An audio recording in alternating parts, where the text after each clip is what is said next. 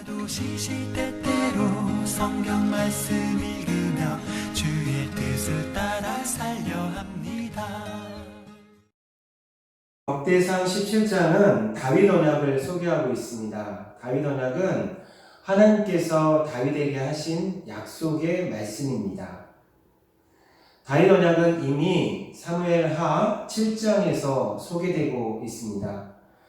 역대상 17장은 사무엘하 7장을 기본 자료로 삼고 사무엘하 7장에서 어떤 부분은 생략하고 어떤 부분은 변형시켜서 역대기만의 다윗 언약을 통해서 메시지를 전달하고자 하고 있습니다. 그럼 무엇을 생략하고 무엇을 변형시켰을까요? 몇 가지를 소개해 보자면 사무엘하 7장 1절을 보면 여호와께서 주위의 모든 원수를 무찌르사 왕으로 궁에 평안히 살게 하신 때에 하면서 다윗 언약의 배경을 설명하고 있는데요. 이것을 역대상 17장 1절에서는 다윗이 그의 궁전에 거주할 때에 라고 묘사하고 있습니다. 두 본문을 비교해 보면 사무엘하에 나오는 평안히 라는 말을 역대상에서는 삭제한 것을 보게 됩니다. 왜 그랬을까요? 역대기는 다윗 왕을 전쟁의 왕으로 강조하고 싶어서 평안히 라는 말을 뺀 것이라고 할 수가 있습니다. 다윗은 전쟁의 왕이기 때문에 궁전에서 평안히 거할 수 있는 왕이 아니라는 것을 강조한 것입니다. 또 하나를 비교해 보겠습니다. 역대상 17장은 사무엘하 7장 14절에 나오는 징계 조항을 삭제하는 것을 보게 됩니다. 사무엘하 7장 14절을 읽어보면 나는 그에게 아버지가 되고 그는 내게 아들이 되니 그가 만일 죄를 범하면 내가 사람의 매와 인생의 채찍으로 징계하려니와. 하나님께서 이스라엘 백성들을 징계하시겠다는 겁니다. 마치 아버지가 아들을 징계하듯이 이스라엘 백성들이 잘못을 범하면 고난을 통해서 깨닫게 하시겠다는 겁니다. 그런데 역대상 17장에서는 이 징계 조항을 삭제하는 것을 볼 수가 있습니다. 왜 그랬을까요? 포로 귀한 공동체는 이미 바벨론 포로 생활 중에서 여러 가지 고난을 경험했습니다. 그런데 그런 고난들이 반드시 잘못을 행할 때에 받는 고난이 아니라는 것을 이들은 이미 알고 있었던 것입니다. 즉, 이유를 알 수 없는 고난도 있다는 것입니다. 고난의 신비를 이들이 깨닫게 된 것이고, 사무엘하에 나오는 다윗 언약 속에 고난 조항, 특별히 이유 있는 고난 조항을 삭제함으로써 역대기는 이유 없는 고난도 있을 수 있다는 것을 강조하고 있다는 것입니다. 마지막으로 또 하나 비교를 해보겠습니다. 사무엘하 7장 16절을 보면 다윗이 언약을 잘 지킬 때에 또 이스라엘이 다윗과 맺은 언약을 잘 지킬 때에 다윗의 집과 다윗의 나라가 영원히 견고하게 서게 될 것이라는 약속이 나오고 있습니다. 그런데 어찌된 일인지 역대상 17장 14절은 내 집과 내 나라, 즉 다윗의 집과 다윗의 나라를 내 집과 내 나라, 즉 하나님의 집과 하나님의 나라로 변형시킨 것을 관찰할 수가 있습니다. 이것도 다 이유가 있는데요. 이러한 번역 속에는 역대기만의 독특한 신학이 담겨 있습니다. 즉, 포로기한 공동체는 다윗 왕조가 멸망당하는 것을 직접 체험하거나 또는 이야기를 들었던 사람들입니다. 즉, 다윗 언약 속에서 영원할 것이라고 약속되어진 다윗 왕조가 멸망당하는 것을 직접 체험한 것입니다. 그래서 그들은 하나님이 다윗에게 약속하신 집과 약속하신 나라는 눈에 보이는 왕조가 아니라, 눈에 보이는 왕국이 아니라, 눈에 보이지는 않지만 온 우주 가운데 존재하는 하나님의 통치와 하나님의 나라라는 생각의 틀이 확장되고 생각의 틀이 변형된 것을 우리는 알 수가 있습니다. 이처럼 사무엘하 7장의 다윗 언약이 역대상 17장에서는 생략 또는 변형을 통해서 역대기만의 메시지를 전달하고 있는 것을 보게 되는데요. 우리는 여기서 깨달을 수 있는 것이 있습니다.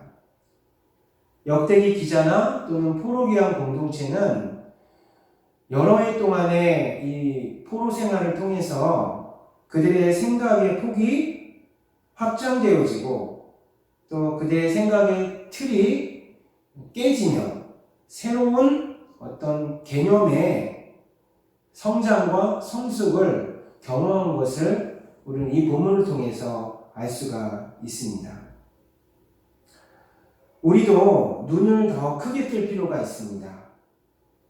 하나님을 성경 속에 가둬두거나 하나님을 내 생각 속에 가둬둬서는 안 됩니다. 하나님은 우리가 생각하는 것보다 훨씬 더 광대하신 분이기 때문에 그렇습니다. 우리는 생각의 틀을 날마다 깨 부숴야 합니다. 이 그림에서 나오는 것처럼 달걀 속에만 머무르면 달걀이 되지만 달걀이 그 안에서 병아리가 껍질을 깨고 나올 때는 그 병아리가 닭으로 성장되고 그 닭이 다시 알을 낳는 성장과 성숙의 과정을 거치듯이 우리도 우리의 생각의 틀 속에 우리를 가두어두고 또 하나님을 가두어두는 것이 아니라 날마다 새로워지고 날마다 하나님의 말씀과 또 믿음을 통해서 우리 생각의 틀을 깨고 또 생각의 폭을 확장시킴으로 말미암아 성숙과 성장을 이뤄나가야 될 줄 믿습니다. 다음으로 역대상 18장에서 20장을 보겠습니다. 역대상 18장에서 20장을 보면 다윗의 전쟁 이야기가 나오는데요. 이 이야기는 다윗이 전쟁을 잘하는 싸움꾼이다라는 것을 강조한 것이 아니라 바로 솔로몬이 그런 평화로운 가운데 성전을 건축할 수 있게 성전 건축을 준비한 과정인 것을 소개한 것입니다. 즉 다윗의 전쟁은 성전 건축 준비 과정이었다는 것을 강조하고 있고요. 역대상 21장에서 22장에도 다윗이 성전 건축 준비를 하고 있는 것을 보게 됩니다. 21장에서는 다윗 왕의 인구조사 이야기가 나오고요. 22장에서는 다윗 왕이 죽기 전에 성전 건축을 계획하고 구체적으로 준비하는 모습을 그려주고 있습니다. 건축 재료를 조달할 뿐만이 아니라 건축할 사람들, 즉 솔로몬과 백성들의 마음도 준비시키는 모습이 22장에 등장하고 있습니다. 역대상 23장에서 27장은 사무엘서는 등장하지 않는 역대기만의 본문이 등장하고 있습니다. 즉 다윗 왕이 여러 가지 조직들을 정비하는 모습을 그려주고 있습니다. 23장에서 24장에서는 레위인과 제사장 조직을 정비하고 25장에서는 찬양대 조직을 정비합니다. 26장에서는 문지기와 관리들 조직을 정비하고요. 27장에서는 군대와 지파의 관장들 조직을 정비하고 있습니다. 왜 역대기는 사무엘서에서 다루지 않은 다윗 왕이 조직을 정비한 이야기를 역대기에 첨가시켰을까요? 이유가 있습니다. 역대기는 포로귀환 공동체에 기록한 역사서라고 했습니다. 특별히 다윗 왕이 성전 건축을 준비하기 위해서 여러 가지 조직을 정비한 것처럼 포로귀환 공동체도 무너진 성전을 다시 재건하기 위해서는 모래알처럼 흩어져 있지 말고 우리가 하나 되어서 성전을 재건하자라는 어떤 캠페인을 이 말씀을 통해서 벌였다라고 할 수가 있습니다. 역대상 28장에서 29장에서는 이제 다윗이 회중과 솔로몬에게 유언을 남기는 모습을 볼 수가 있습니다. 다윗 왕은 회중에게는 약속의 땅에 지속적으로 머물려면 하나님의 명령을 잘 지켜야 한다라는 유언을 남깁니다. 그리고 솔로몬에게는 후계자죠. 여호와를 찾고 끊임없이 여호와를 만나는 왕이 되어야 한다라고 충고하고 있습니다. 그렇지 않을 경우에는 매우 위험하다라고 유언을 남기는 모습을 볼 수가 있습니다. 29장에서는 다윗 왕이 성전 건축을 위해서 준비해둔 예물들이 소개되고 있고요. 마지막으로 다윗 왕의 감사기도가 소개되고 있습니다. 역대기는 다윗 왕을 성전을 준비해주는 왕, 그래서 전쟁도 성전 건축 준비, 물질과 기도도 성전 건축 준비, 또 조직을 정비하는 것도 성전 건축 준비, 또 유언을 남기는 것도 성전 건축 준비, 오직 성전 건축 준비를 하는 왕으로 역대기는 다윗 왕을 그려주고 있다는 것을 우리는 볼 수가 있습니다. 여기서 받을 수 있는 메시지는 공동체를 세우기 위해서는 헌신이 필요하다는 것입니다. 솔로몬 성전이 다윗의 삶의 헌신을 통해서 건축되었던 것처럼 포로기한 공동체 역시 성전을 재건하고 또 공동체를 재건하기 위해서는 다윗과 같은 삶의 헌신이 필요하다는 것을 역대기는 강조했던 것입니다. 21세기 교회를 섬기고 있는 우리들도 마찬가지입니다. 교회도 예수님의 십자가와 헌신이 없었으면 세워지지 않았을 것입니다. 2000년 전에 예수님이 우리에게 보여주셨던 그 삶의 헌신을 본받아서 우리의 신앙의 선배들도 삶의 헌신의 모습으로 교회 공동체를 세웠고 그 시대마다 자신들에게 맡겨진 교회 공동체를 굳건히 세워왔습니다. 이제 저와 여러분에게 그 바통이 넘겨진 것이죠. 하나님께서 우리에게 맡겨주신 교회 공동체를 다윗 왕처럼 또 예수님처럼 또 신앙의 선배들처럼 잘 섬기며 헌신으로 굳게 세워나가는 저와 여러분 되시기를 주님의 이름으로 축원합니다. 이제 역대하 1장에서 9장을 살펴보겠습니다. 역대하 1장에서 9장은 솔로몬 왕 이야기가 나오고 있습니다. 솔로몬 왕 이야기는 열왕기상 1장에서 11장에서도 나오고 있는데요. 열왕기상 1장에서 11장과 역대상 1장에서 9장을 비교해 보면 서로 또 내용이 또 강조점이 틀린 것을 보게 됩니다. 열왕기상에서는 솔로몬의 약점들이 여러 가지가 나오고 있습니다. 예를 들면 솔로몬 왕이 여러 이방 여인들과 결혼을 하고 또 우상을 숭배한 이야기도 나오고요. 또 왕궁 건축을 위해서 여러 시간과 또 노력들을 소진한 역사도 나오고 있습니다. 그런데 이 열왕기상에 나오는 솔로몬의 여러 가지 약점 이야기들이 역대하에서는 생략되어져 있는 것을 보게 됩니다. 그리고 또 하나 차이점은 열왕기상에서는 성전 건축에 있어서 솔로몬 왕은 굉장히 수동적입니다.